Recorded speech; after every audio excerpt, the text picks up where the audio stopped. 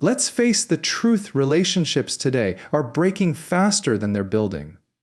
We live in a world full of talking, but very little listening, full of expectations but lacking understanding. If you want a relationship that lasts, not for a month, not for a year, but for life, you need more than love. You need habits. Let me take you into the 5 powerful habits that make relationships thrive even in the storms of life. Let me ask you something powerful. When was the last time you said what you truly felt? Without fear, without filters, without pretending you were okay. Because that, right there, is the foundation of a successful relationship: raw, real, and honest communication. Most relationships don't collapse from a single betrayal. They collapse slowly, silently, through 100 unspoken thoughts, 1,000 swallowed emotions, 1,000,000 avoided conversations. Why do we do it? Why do we stay silent when our soul is screaming for connection? Because we're afraid. Afraid to hurt their feelings. Afraid to start an argument. Afraid they'll leave. Afraid they won't understand. But let me tell you something real and raw. Avoiding hard conversations doesn't save a relationship. It kills it. Slowly, quietly, and then all at once. A relationship without honest communication is like a house with no foundation.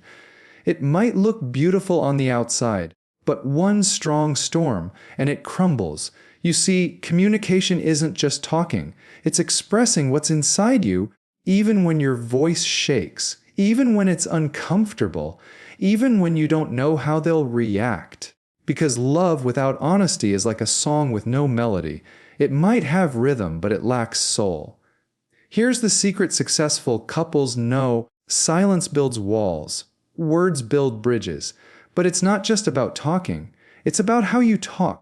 It's about speaking the truth with kindness and listening without judgment.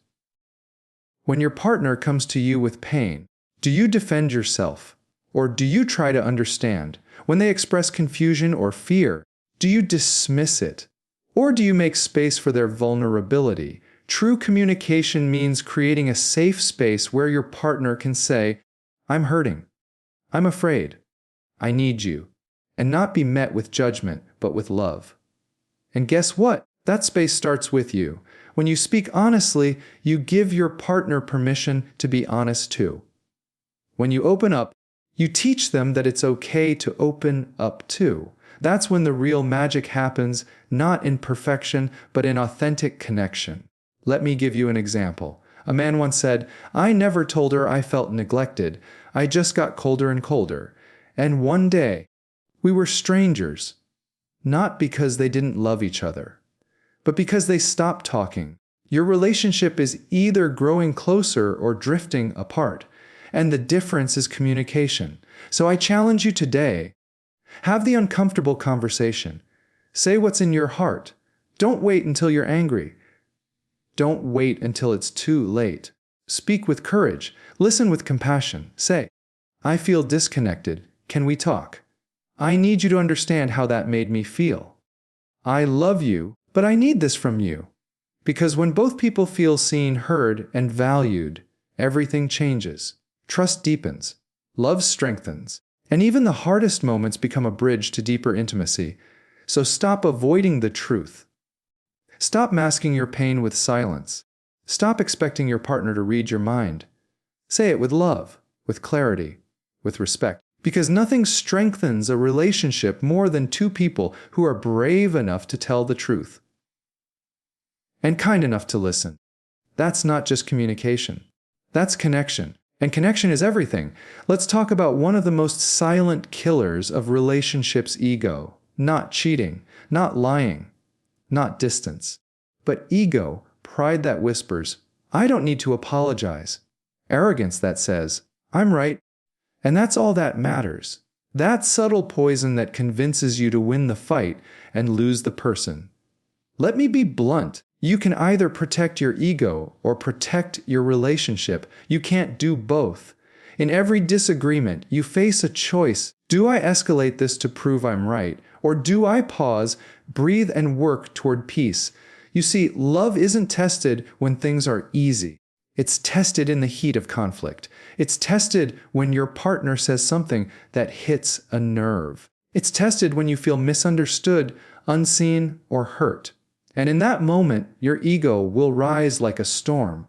It will tell you to defend, to attack, to walk away. But if you listen to ego, you build walls. If you listen to love, you build bridges. Here's the truth most people miss. You don't need to be wrong to say, "I'm sorry." You don't need to lose your power to be vulnerable. And you don't have to win every argument to have a successful relationship. Because in real love, there are no winners or losers, only two people trying to understand each other better. Think about it. What if instead of trying to outtalk your partner, you tried to understand their pain? What if instead of trying to win, you asked, "How can we fix this together?" Relationships fall apart when both people try to protect their own pride instead of protecting the bond between them. It's not about who yelled first or who forgot to text back. It's about whether the two of you can look past the noise and say, "This connection matters more than my ego." Sometimes the bravest thing you can say in a relationship is, "I hear you. I didn't mean to hurt you. Let's figure this out together." You're not weak for apologizing. You're not small for admitting you misunderstood. You're not losing ground by being the first to say, "Let's talk." In fact, that's exactly what strong couples do. They don't avoid problems, they face them head on. But they do it with grace, not arrogance. With humility, not blame. Let me tell you something raw and real sometimes. Being right costs you everything. It costs you trust. It costs you connection. It costs you intimacy. And when the dust settles, all you're left with is your pride and an empty bed. So choose better. Choose the relationship. Choose softness over stubbornness. Choose repair over revenge. A successful relationship is built on two people who can both say, "This is hard, but you're worth fighting for." Not fighting with, but fighting for the love, for the peace, for the future you're building together. Because love isn't about never arguing. It's about how you argue. Do you scream or do you seek resolution? Do you shut down or do you lean in? Do you attack or do you listen? When two people learn to protect the relationship instead of their pride, everything changes. Fights become conversations. Misunderstandings become lessons. And love becomes something unbreakable. So the next time your ego flares up, pause and ask yourself, is this about being right or about being close? Because the right answer will always be love. Here's something the movies never teach us. It's not the grand gestures that build a successful relationship. It's the small, quiet things. Done consistently, not occasionally. Anyone can buy flowers once. Anyone can write a love letter on Valentine's Day. Anyone can say, "I love you," when things are going great. But do you know what real love looks like? It looks like checking in when they've had a rough day. It looks like holding their hand in silence when words won't help. It looks like showing up, not once in a while, not when it's convenient, but every day, even when you're tired, stressed, or distracted. Because consistency is not about perfection, it's about reliability, trust, safety. It's about knowing your partner won't have to wonder if you'll show up, because you always do. We live in a world obsessed with the big moments, but relationships survive on small, repeated acts of care. It's texting, "Drive safe." It's remembering how they take their tea. It's saying, "Good night," even if you argued earlier. Those little things, they add up. They create a rhythm of love. They build a foundation so strong that even life's chaos can't shake it. Think about this. When someone asks you why you love your partner, your answer usually isn't because they bought me a car. It's because they understand me. Because they never forget to pray with me. Because they always make time, no matter how busy they are. That's consistency. Let me share something powerful. Inconsistency breeds insecurity. If you love me today, but ignore me tomorrow, I'll start to doubt your love. If you're present when it's easy but absent when it's hard, I'll start to question your commitment. You can't be one version of yourself when you're happy and another when you're angry. You can't just love loudly in public but go silent in private, because love is not just a feeling, it's a habit. It's a practice. It's a decision you make over and over again, especially when it's inconvenient. And no, this doesn't mean you have to be perfect. You don't need to have fancy dates every week or say poetic things every day. It means doing the small things with great love. Consistently. Every time you check in, you say, I see you. I care. I choose you again today. Think of a plant. If you only water it once a month, no matter how much you pour, it will still wither. But if you give it a little water every day, it thrives. Your relationship is that plant, and the little drops of love, given daily, are what help it grow. So here's the challenge: be consistent. Not dramatic, not intense, just consistent. Wake up and say, good morning. Hug them before they leave. Send that random message in the middle of the day that says, I'm thinking of you. These things may seem small, but they are the heartbeat of your relationship. Anyone can say, I'll always be there. But only a few prove it through presence, patience, and persistence. So show up, even on hard days, even when you're distracted, even when you don't feel romantic, because that's what builds trust. That's what makes your partner feel safe. That's what turns love into something unshakable. In the end, it's not about one big act of love. It's about thousands of small ones, done with intention, done with care, done with heart. Consistency isn't boring, it's sacred. And it's what successful relationships are made of. Let's get one thing straight. Growth is not optional. Whether you're in a relationship or not, life will change you. Experiences will shape you. Seasons will stretch you. And the real question is not if you'll grow. It's whether you'll grow together or grow apart. Every successful relationship has one thing in common: both people are committed to growing. Not just as individuals, but as partners. Because when one person evolves and the other remains stagnant, the relationship begins to strain.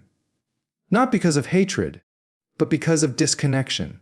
Not because of betrayal, but because of neglecting the journey together. Think about it. You can be in the same house, sleep in the same bed, eat the same dinner, and still be miles apart emotionally. You can talk every day, but if your hearts aren't aligned, you'll start to feel alone, even in each other's presence. So what does it mean to grow together? It means learning each other again and again as you both evolve. It means checking in, asking, what are your dreams now? What are you struggling with lately? What do you need more of from me in this season? It means becoming students of each other's soul. Because the person you fell in love with years ago, they've changed. And so have you. But here's the beauty: when you grow together, you don't just fall in love once. You fall in love over and over again, with every version of each other. You grow together when you pursue purpose, not just passion. When you build a shared vision. When you stop asking, what do I want? And start asking, what do we want to create together? Because a relationship without direction is like a car with no steering wheel. It might move, but it won't go anywhere meaningful. So build something: a dream, a family, a business, a spiritual life, a legacy, something that's bigger than either of you. And yes, growth will challenge you. Sometimes your partner will level up emotionally or spiritually, and it may trigger your insecurities. Sometimes one of you will want to explore, evolve, change careers, heal from trauma, and the other will feel left behind. That's when you have two options: get defensive or get curious. Get curious about their journey.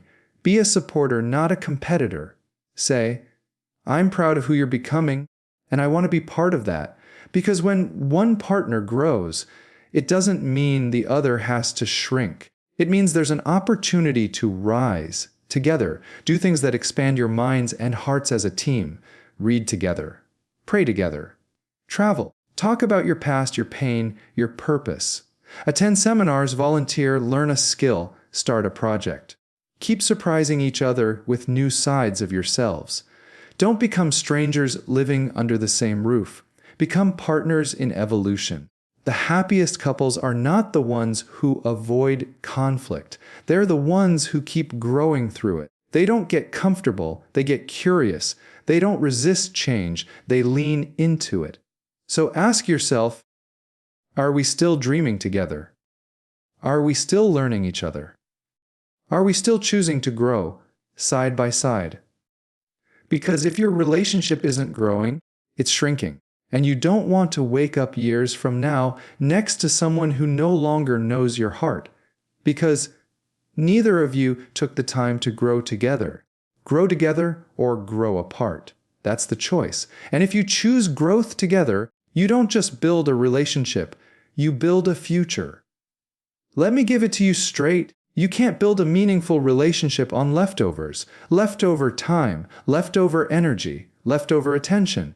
And yet, that's exactly what most people give. Not because they don't love their partner, but because life gets busy. Work piles up, bills come due, children need attention, phones keep buzzing, deadlines don't wait, and somewhere in that noise, love starts fading into the background.